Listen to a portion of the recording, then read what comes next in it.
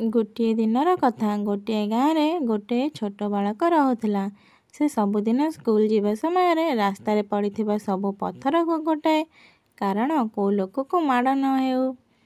ଗାଁ ବାଲା ଭାବୁଥିଲେ, ଏତେ ଛୋଟ କାମ କରିବା କ'ଣ ଦରକାର, ଏହାର କ'ଣ ଫାଇଦା।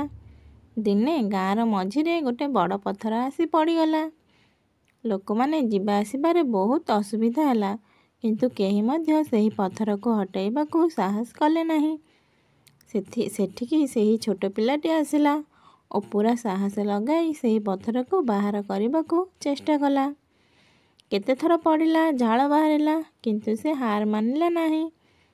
ଶେଷରେ ପଥର ରାସ୍ତାରୁ ବାହାରିଗଲା।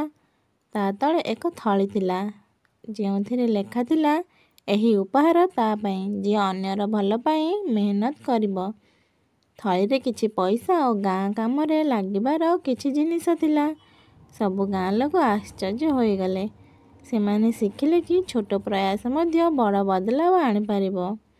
ଏହାର ଶିକ୍ଷା ହେଲା, ଆମେ ଛୋଟ ହେଲେ ମଧ୍ୟ ହୃଦୟରୁ ଅନ୍ୟ ପାଇଁ ଭଲ କାମ କଲେ ଦୁନିଆ ବଦଳିଯିବ।